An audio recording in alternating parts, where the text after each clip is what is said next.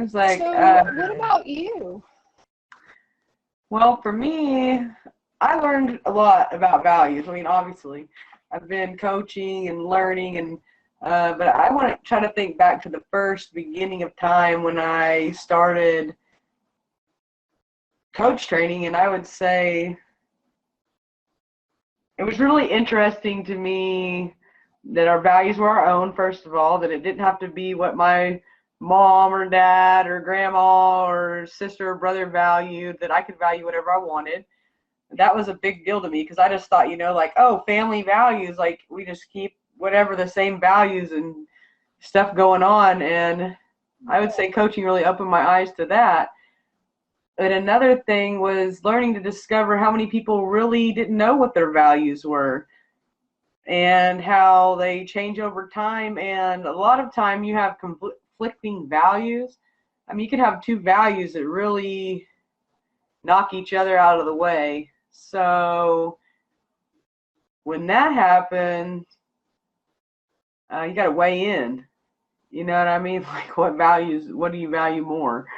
And that's when it gets tricky for me, because I end up with a lot of conflicting values for some reason in my in my life.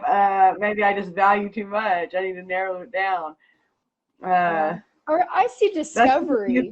That's my intuition, just like that's what, like, she really likes to just discovering. Yeah, really just like discovering. Hey, Tracy, we see you over there. All right, now let's get back over to Susan. She's going to type in the chat what she learned through about values through coach training. And we'll give Susan a little bit of time to type that up. Susan's also been through coach training, and she was a volunteer. She's a volunteer coach now. She writes books. She designs our newsletters, our handouts. She's our personal graphic designer and writer. And boy, don't piss her off about politics, because she'll let you know about that too.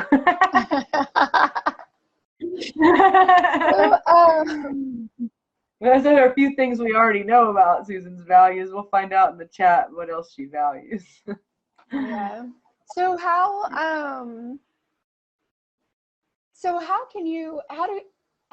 does a life coach use values as a tool?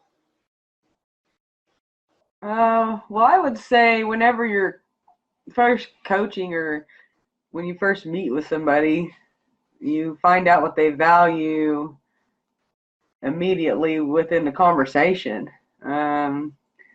Like what makes them come alive, or when they're talking about something, they get excited about it, they probably value it more than if they're someone's saying, oh yeah, I really love my job, it's the best. That didn't sound convincing to me. So things like that are what they really get pissed off about. When people get fired up or really get their gears grinded, they'll tell you about it, and that's usually when a value's been stepped on. Or so you can know, like, people who don't like to see people done wrong, usually they value justice or equality, things like that. There's just certain things that you can recognize easily in a session as you listen to the background, I guess. It's like paying attention to the body language and feeling the emotion of the person. Having your energy over there helps you discover what somebody else values. Okay, so how is that helpful for a client or a coachee, if that's brought to their attention? Oh, if values are brought to their attention, well, I would just go right here to the chat where Susan wrote what she learned about values is that when you aren't living in line with your values, you're miserable. So if things are making you miserable, it probably means that, it's trampling on your values. And you got to figure out what values it's trampling on, and then, I mean, how do you get in line with them? How do you get back? Yeah. Let's see. Susan says, yes, we're fired up about something. That's when it's important. Yeah. I've seen Melanie get fired up about this class. Coach training. Nobody better talk any smack about coaching on the fences to her face, or you're going to get it. And I don't care if you admit it. No, this is right. I mean, there's just certain things. Yes. What else I've learned about values is sometimes they're hiding out. They're hiding out. You don't realize it. They're so close that you don't even know they're there. Yes. Yeah, that's what I was just fixing to say, is like you live so close to them that you're blind to them. Yeah. And so that's another benefit of coaching. It kind of brings your focus. You can get a aerial view of them and see where they are applying in your life and stuff. Yeah. So, I mean, it's just values are really different than what I ever thought it would be. I thought values was going to be boring, and learning it and teaching it and all that jazz. I thought, oh man, it's probably going to be kind of boring, but it's really actually one of my favorites. And it is mine too. And you get down through there and you just really recognize your values and make things. I probably got values wheels just lying around right here. Let me see. Oh, I got one right here because I use that wheel to. That's my one from 12121. And I use that my wheels. I mark them, and that way I reevaluate as I go, because your values change. Like these things on this wheel, they may not be the same right now. They're probably not. Yeah. Because there's been a lot happened since 12121. Well, let's look at it. As coaching goes, you got to reevaluate your wheel. Now let's see what Susan said real quick. We'll get it. A coach helps you identify your values. Sometimes things that you think are values are not, and that's why you come at them without any energy. Something you value will have energy behind it. Ooh, good insight. Yeah. Let's hear that again. Let's hear that again. A coach helps you identify your values. Sometimes things that are your values are not, and that's why you come at them without any energy. Something you value will have energy behind it. Explain what the will is and how you use it. Dang. Aye, Captain. Susan's running this ship. Yeah, I think I have one. Okay, so here we go. So this is a values wheel, and what we do with this is it's a pie. We make a circle, and you can make 8 or 6 or 4, or how many values you could come up with.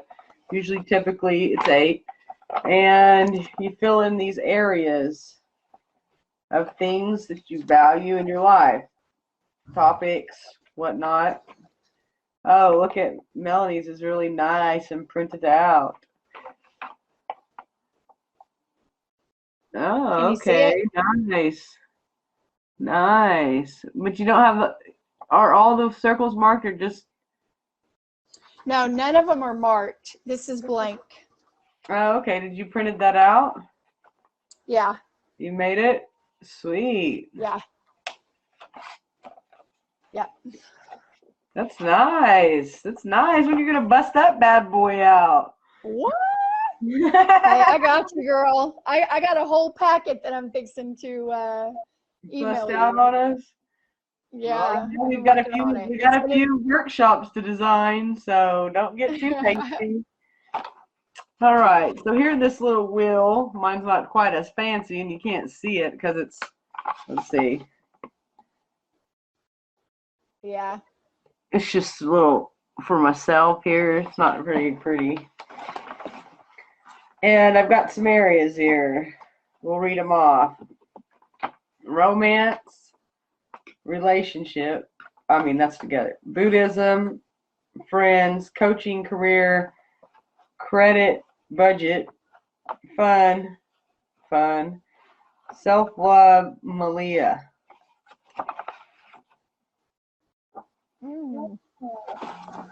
So this was from 1/21/21.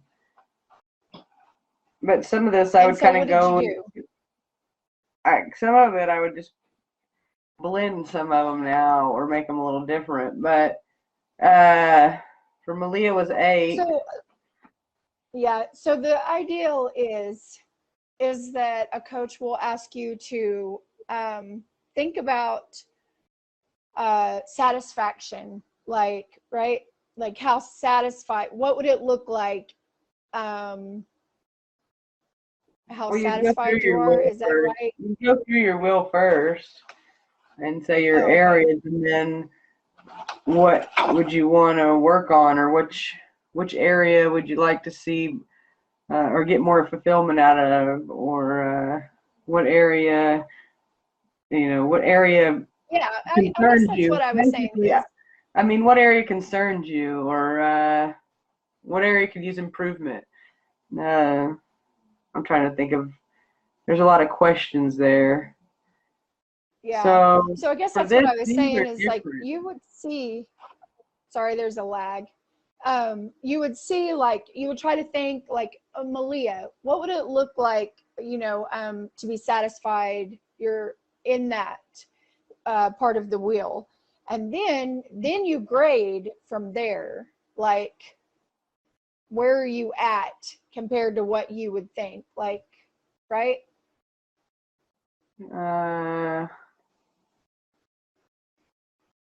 Like what would it look like? Well, you want me to just do it on you? Bust your will out. Oh, jeez. I mean, if you want me to. I mean, that's the only way I really know how to explain it, because there's a lot of different ways to do the weirdness. Yeah, I guess so. I mean, it's just however you use the tool. But like, for instance, significant other. Typically, it'd be like, where am I on the satisfaction level? Like how satisfied am I, or what it looks like. I thought, right? Like my significant other. It would depend. The thing would depend on your will. Would be how much time you had in your session, how much time you would spend on each individual thing, and what your question would roll out with. Because a lot of times, if you just got 30 minutes, or even less, 15, or you may just say, what on here is alarming to you, or what two numbers really stand out. Yeah. What numbers really caught your eye, and then whatever. Like I'm gonna say, the 10 and the 3. Like whatever. Like, ooh, what was it? 10.